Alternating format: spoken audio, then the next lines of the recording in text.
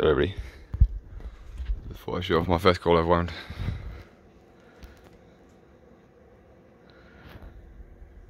So as you can see here, it's 4.2 kilograms. And I actually use about 200 grams of epoxy resin. So yeah, there's about 4 kilograms of copper in it. Zoom out of there. So there's actually 40 layers here.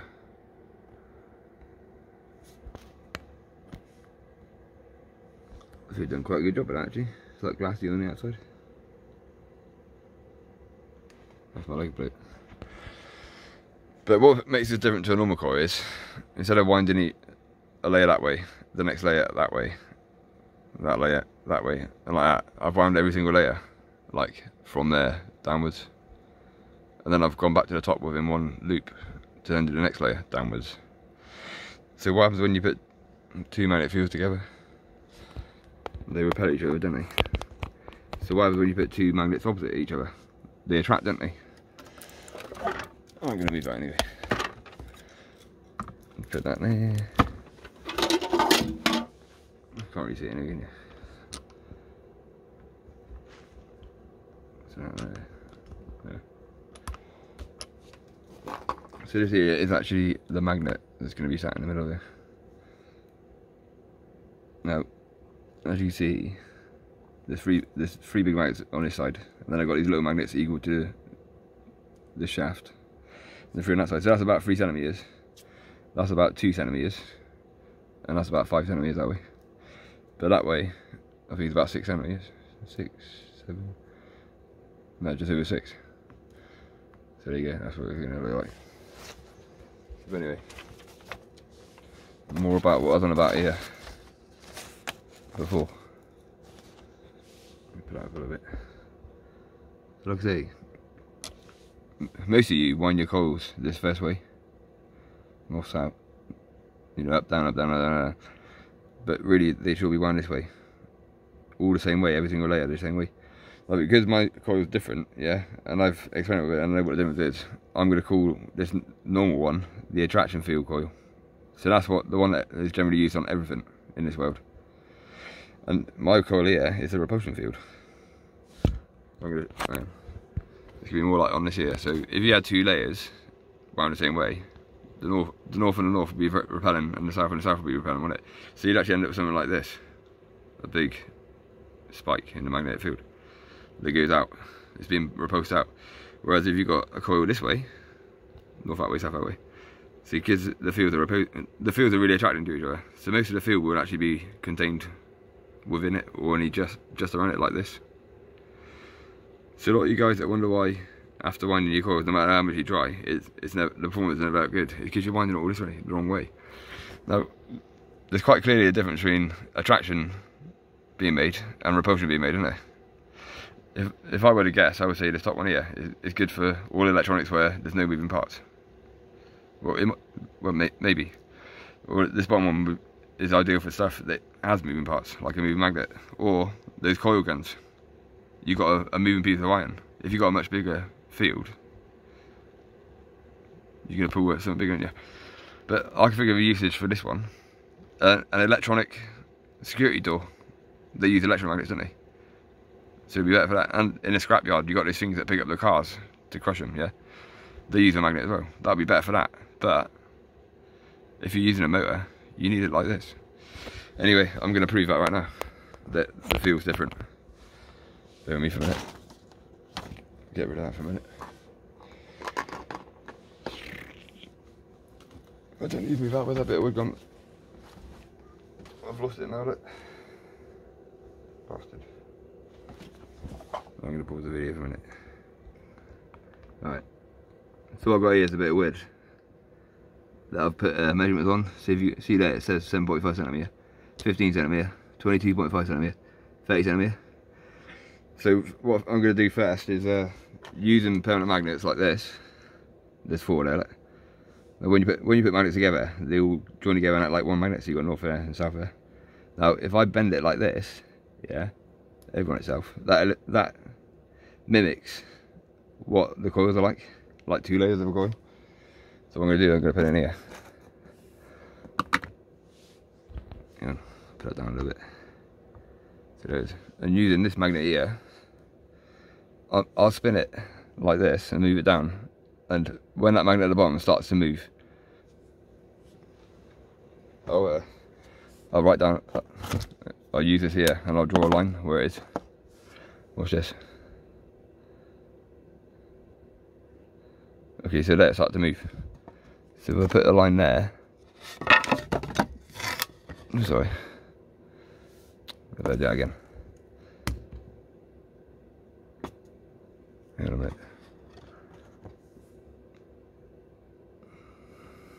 It's about there, isn't it? It's roughly about here somewhere. So if I hold it sideways as well, let's see how close I've got to get it to spin it until it starts to move. See, it starts to move there on this one. So yeah, a little bit above it, innit? So I'll write them down a bit better so we can see them. Okay. So I'm going to get rid of that, yeah, north-south, and what I've got here is two magnets that I've squashed together, then like sellotape them in place so they don't fly apart. And I'm going to put that in here. No, I'll move this up a little bit just in case. Right, so I've got this magnet again. I'm going to spin it. Look, see, it's already moving. Look, and I'm actually out of the frame. So if I come down here further,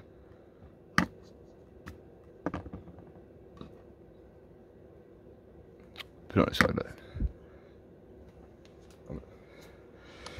I can't reach out because it's fucking. I'm back as far as I can go here.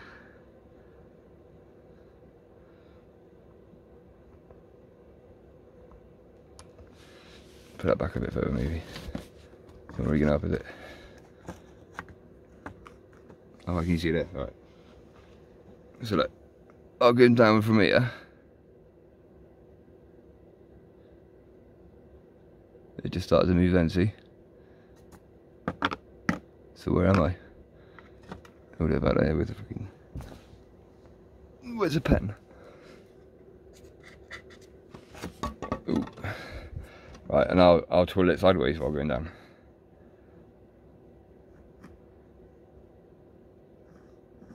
So you see it's moving down there, yeah, so that's about there.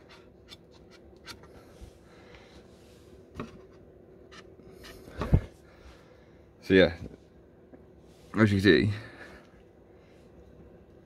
I mean, watch this. I'll see how close I've got to get for it to spring up now. But, well, I'll go this first anyway. As you can see though, with it on the repulsion, it's interacting with the magnet there.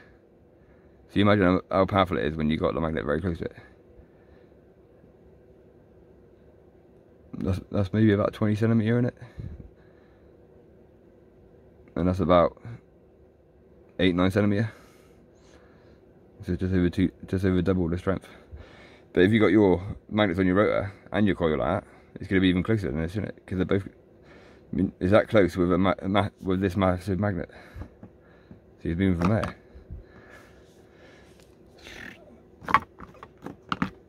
So what I'll do this time is I'll move the magnet down, and once this magnet flies up to it, I'll then record that line.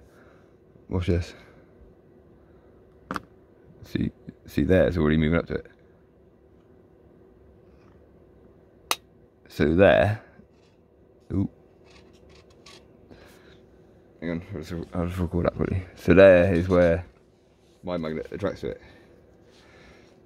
So this much weaker magnet, how close do you think I'm going to have to get for it to jump to it? It's probably lower than here, isn't it? Because that's right down there. Watch this. I'm going to put it on its side. That'll be fair, won't it?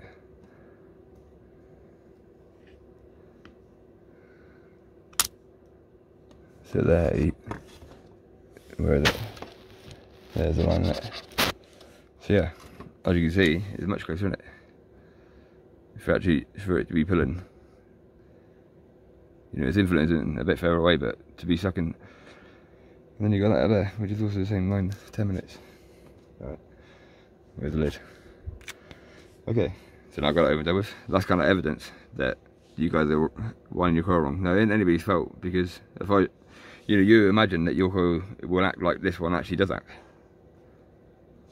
But you might think it's something else, like a lot of you think there's something wrong, and there's something wrong, it's a coil. But you're probably thinking it's something else that's wrong, isn't it? So anyway, after I finish my motor, which is, I've got to wind another one of these yet, I'm going to be doing this. I'm going to be making a coil gun. And these are like different designs I've got for different kinds of coils I want. And that, you know, I started off here, thinking that if I do one layer there, do the next layer over it like that, next layer over it, I think it'd be better on the pull factor. But the problem is when you get to this fourth coil here, it's in line with this south. So I want to do this like a series, because I think the energy takes at least some time to get through this. So as the energy's gone through there and the back into here, the projectile should already be moving. Well, no, I started with that one first, but that's even worse. And then I thought about this one. So that's 6 cm each. That's 8 cm each, coming back, and then just 2 cm forward. So you got 4 fields before that south on this one. But I think that one would be the better one. See, on this one here, that bottom layer is 14. It comes back to 12. But every time the end is like close to this. So you got all south here, but the north will spread out over a bigger distance. So it's like 2 cm forwards in here. 10 cm will be a pull, pulling like the projectile in. Like, this is what, I don't know what magnetic fields you guys have seen, because some don't show it like this, but this is what a magnet actually looks like. You know, they act very similar because it's the same magnetic field. The difference is, one, you're in front of this, like there. Just imagine that, foot the arrow, imagine that, a pyramid. One of them you've got the force on the top, whereas down here, you're like underneath it. So that's why it's like an opposite effect. That's what explains, like, you know, they fit like a cut, like a, if that there is that there, they fit perfectly in this side. But if any one of them are out, they don't fit properly, do they? That's why you get what you get. Anyway, that's about it for this video. I hope you guys rewind your coils, except for Papa Bill, who's already done it. Alright, have a good day. Bye.